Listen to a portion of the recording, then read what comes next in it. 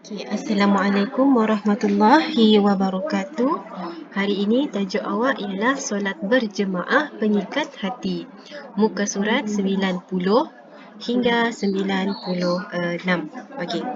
Jadi, itu adalah tajuk fiqah. Bila sebut fiqah, berkaitan dengan kehidupan kita. Hukum-hukum yang berlaku dalam kehidupan kita. Okey? Jadi tajuk kita pada hari ini adalah solat berjemaah pengikat hati.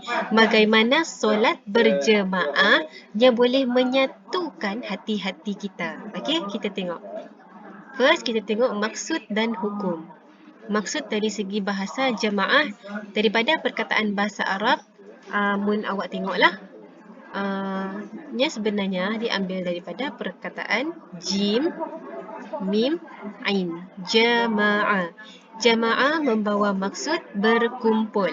Dari segi istilah ialah solat makmum bersama-sama dengan solat imam sekurang-kurangnya seorang imam dan seorang makmum. Sekurang-kurangnya.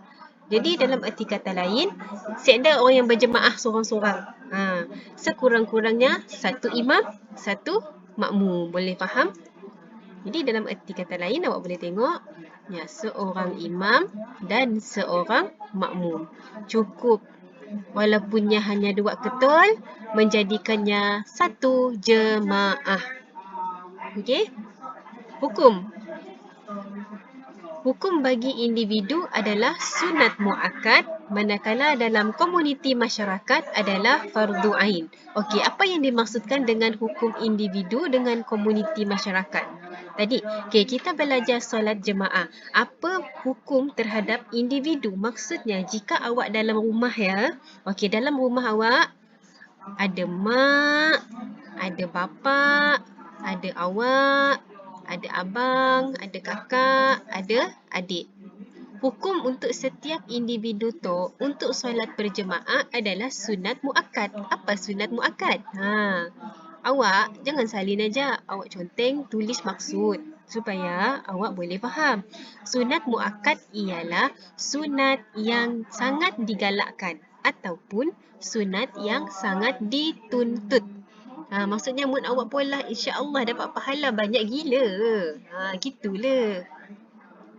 Jadi dalam masyarakat tadi, dalam family tadi, kita ada mak, kita ada bapa, kita ada adik, kakak, abang. Jadi bagi setiap individu tu tadi adalah sunat muakkad. Tapi dalam satu komuniti masyarakat, kita ada satu kampung. Ada kampung, ada banyak kampung lah. Banyak rumah dalam satu kampung. Nama kampung ini adalah kampung seberang. Contohnya lah. So, dalam satu kampung seberang tu, sekiranya semua orang silalik dengan solat jemaah, maka berdosalah satu kampung. Yang dimaksudkan dengan fardu ain. Fardu ain tu adalah dalam erti kata lainnya adalah wajib. Dalam satu komuniti masyarakat, wajib sekurang-kurangnya satu jemaah. Contohnya lah di dalam kampung seberang tadi ada satu masjid. Sekurang-kurangnya satu masjid tadi mesti ada jemaah. Boleh faham yang membezakan antara individu dengan komuniti masyarakat. Syarat menjadi imam. Apa maksud imam? Dalam erti kata lain, imam adalah orang yang paling depan dia berdiri kat depan. Alamak, macam perempuan dah pula. Salah.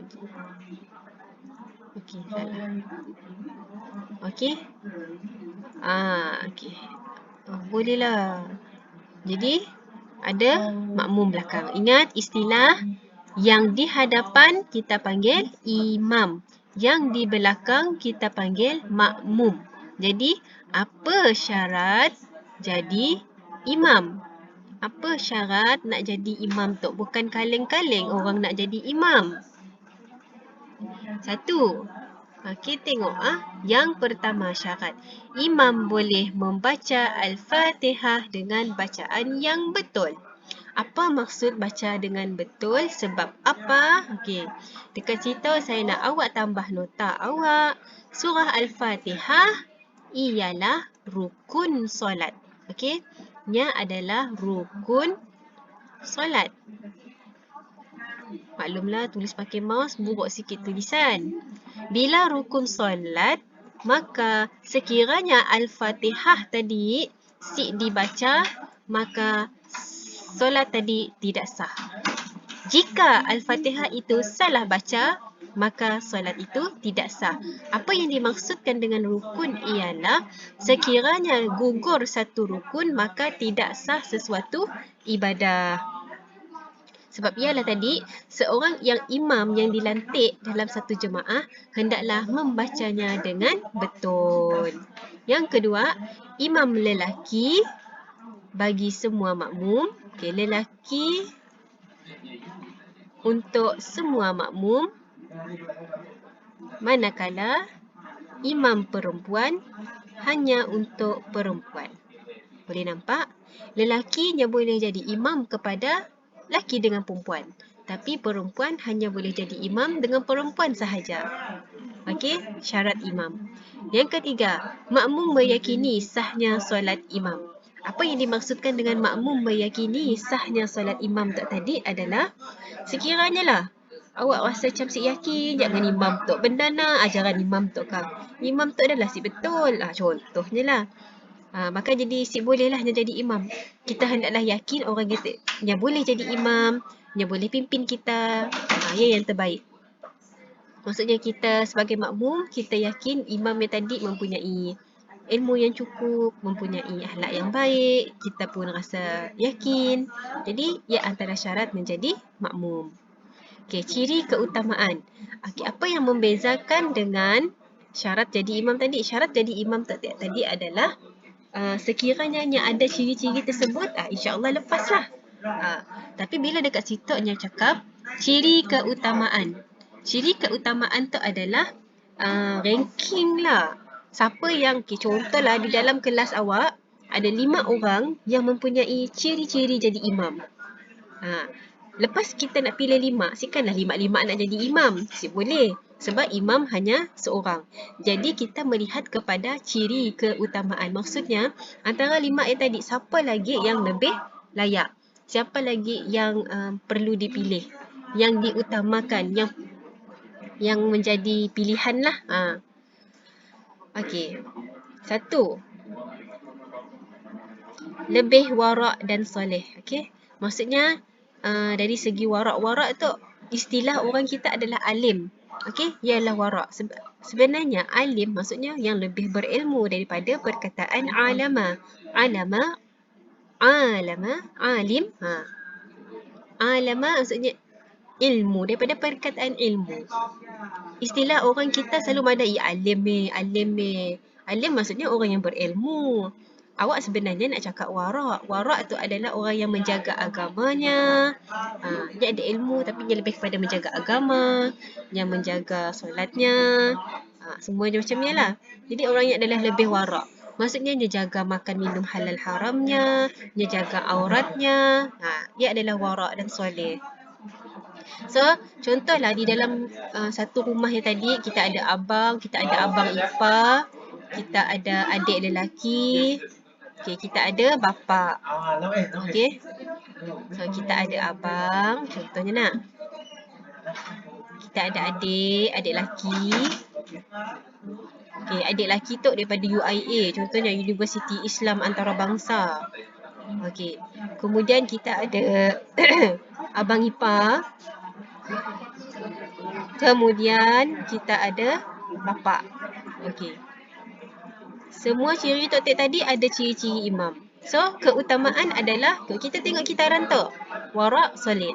Kemudian lebih merdu suaranya. So, bilanya jadi imam tadi, bukan main lagi syahdunya baca. A'udzubillahi. So, nyanyinya baca dengan alunan yang merdu. Okey, supaya khusyuklah salat-salat makmum tadi. Imam yang dilantik oleh pemerintah, maksudnya ketua dalam sesebuah tempat lah. Sekiranya dalam negara, ketua kita Perdana Menteri. Sekiranya di dalam rumah, ketua rumah lah, bapak kita lah. Sekiranya bapak kita cakap, Tok lah jadi imam, pun maka layaklah dia jadi imam. Kemudian lebih baik akhlaknya dan tuan rumah. Jadi di dalam Tok tadi, siapakah yang layak menjadi imam? Dari segi tadi, ciri-ciri imam, kalau awak tengok tadi, melihat kepada ciri-ciri imam, abang layak, adik layak, abang ipar layak, bapak layak. Tapi bila kita melihat kepada keutamaan, siapakah yang akan dipilih jadi imam? Maka kita akan pilih bapak. Sebab apa? Sebab bapak adalah tuan rumah. Tapi sekiranya bapak cakap, okeylah biarlah adik Tok jadi imam. Sebab apa? Adik Tok daripada UIA, belajar agama, insya-Allah ilmunya tinggi, maka adik Tok Petik pun boleh jadi imam. Sebab apa? Sebab bapak adalah pemerintah, maka bapak telah melantik adik menjadi imam. Boleh faham? Ya, yang dimaksudkan dengan keutamaan. Tengok, lebih alim dan berpengetahuan. Kadang-kadang nyawarak, tapi nyawarak belum tentunya alim. Okay? Mungkinnya jaga apa semua, tapi ilmunya insya-Allah adalah. Okay. Fasih bacaan Al-Qurannya. Fasih maksudnya jelas. Kemudian lebih bersih badannya dan kemas pakaiannya. Tengok, Islam nak gariskan seseorang jadi imam pun, Islam jaga dari segi kekemasan. Munya sempurna je rupanya.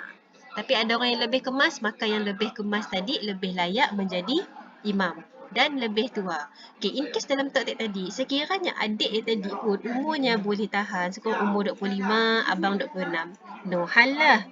Tapi sekiranya adik Tok tadi yang bukan UIA, tapi umurnya baru 13 tahun, tapi kita mengutamakan abang. Sebab yalah, dalam keutamaan kita mesti lihat semua ciri-ciri Tok tadi. Kemudian telah berkahwin. Siapa nak jadi imam kahwinlah. Bukanlah. Okey. Ambillah peluang wahai lelaki untuk jadi imam. Okey, kedudukan imam dan makmum. Kat situ awak boleh tengok beberapa gambar. Sekiranya imam sama jantina, okey. Si kisahlah lelaki atau perempuan yang macam sebelah menyebelah je. Okey, awak boleh tengok. Tapi lelaki je belakang sikit. Perempuan je memang rapat. Ingatlah lelaki je ada bukaan kaki. Lelaki dengan bila perempuan dengan perempuan macam si ada apa-apa pun. Orang pula lah. Mula awak tengok lah. Kakinya. Cepat je. Okey, tak kaki lelaki perempuan dia nak. Tak bezanya. Kaki si perempuan tu depan sikit saja. Okey. Tapi sekiranya lelaki sahaja. Contohlah rupanya. Depan. Yang lain dekat belakang. Atau bila perempuan rami-rami, tengok 4 orang nak. Sekiranya ada 4 orang lah, ada seorang perempuan situ, contohnya lah. Nya satu baris, satu soft. Okey, nya asyik ada perempuan kat depan. Awak tengok cerita-cerita drama pukul 7 yang ngarut semuanya. Tiba-tiba jadi imam, perempuan kat depan. Benda salah ya. Imam dan makmum berbeza jantina, gini-gini pun mesti berada di belakang imam. Tu sama je macam tadi. Bila campur-campur, perempuan sama baris dengan imam. Okey? Tapi bilanya macam ni je. Bila awak faham konsep, bilanya satu jantina berduaan, nya akan sebelah menyebelah. Bilanya lebih, nya akan pergi ke belakang. Okey?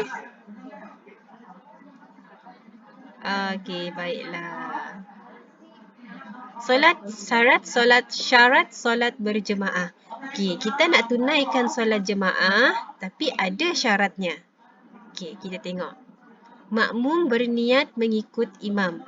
Sekiranya makmum tadi, dia nak ikut imam, dia nak solat jemaah. Tapi dia ada niat, boleh.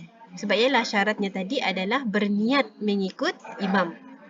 Kemudian makmum mengetahui pergerakan imam. Apa yang dimaksudkan dengan mengetahui pergerakan imam? Apa yang dimaksudkannya adalah sekurang-kurangnya makmum tadi boleh dengar ataupun boleh lihat. Contohnya lah. Tapi macam perempuannya boleh lihat tapi dia boleh dengar. Sebab yalah kadang-kadang bila awak tengok kan dalam masjid yang besar, awak akan perasan bila imam angkat takbir, ada seorang nyaut Allahu Akbar, ada seorang yang akan nyaut yang suaranya lebih lantang Allahu Akbar. Tujuannya adalah supaya makmum yang paling belakang, yang dekat-dekat belakang-belakang sukut-sukutnya boleh dengar. Ya, dalam erti kata lain, mengetahui pergerakan imam. Tumit makmum berada di belakang tumit imam. Apa maksudnya? Tumit dia pakai kaki lah, okey. Tapak kaki makmum berada di belakang tumit imam. Tok sekiranya dalam dua orang. Okey, contoh kita tengok lelaki nak. Tok lelaki yang seorang lagi. Faham sih tok kakinya. Nyembung belakang macam ni aja, okey. Ya sekurang-kurangnya. Faham? Okey, pergerakan makmum mengikut semua fi'li imam selepas sempurna pergerakan imam. Apa kau bodoh ya, Jang? Okey. Saya ulang balik. Pergerakan makmum mengikut fi'li imam selepas sempurna pergerakan imam. Apa yang dimaksudkan fi'li? Fi'li adalah perbuatan. Okey, awak tulis fi'li adalah perbuatan. Selepas sempurna dengan syarat sempurna. Contohnya, okey, misal katalah imam tadi tengah rukuk. Rukuk adalah fi'li, perbuatan, okey? Rukuk adalah satu jenis perbuatan. Okey, selepas rukuk, imam angkat, betul? Imam diri tegak. Ya Allah, buruk benar lukisan aku. Maka awak tadi sebagai makmum, okey, bila nyetok rukuk, contohnya nak Allahu Akbar subhana rabbiyal azimi wa bihamdi. Lepasnya Allahu Akbar, baru awak rukuk. Okey, kemudian imam tadi dah habis subhana rabbiyal azimi wa bihamdi, subhana rabbiyal azimi wa bihamdi, subhana rabbiyal azimi wa bihamdi. Imam pun bangun. Okey, bila imam bangun, sami Allahu liman hamidah. Awak still rukuk. Jangan awak kepungnya. Ini yang dimaksudkannya sempurna. Okey, bila dah imam tadi sami Allahu liman hamidah. Okey, imam pun on the way nak sujud. Okey, imam on the way nak sujud. Imam on the way nak sujud lah. Okay, bilanya on the way nak sujud tadi, maka barulah awak tadi pun on the way pergi bangun. Awak pada sami Allahu liman hamidah, barulah on the way sujud. Faham sih? Maksudnya awak mesti tunggu pergerakan imam yang tadi. Jangan bergaut. Sebab apa? Sebab risau awak mendahului imam. Okey, jarak di antara saf terakhir di dalam masjid dengan saf pertama di luar masjid adalah tidak melebihi 150 meter. Okey, yang maksudnya adalah, contohlah tu imam lelaki. Okey, tu adalah kawasan lelaki, tu adalah kawasan perempuan. Tu adalah last makmum perempuan. Jarak antara lelaki dengan perempuan tu sekurang-kurangnya 150 meter. Okey, kelak kita sambung lagi lah. Masbuk dengan muafiq tu lain cerita. So, saya harap awak faham. Sekiranya ada persoalan, boleh ajukan. Itu sahaja. Terima kasih.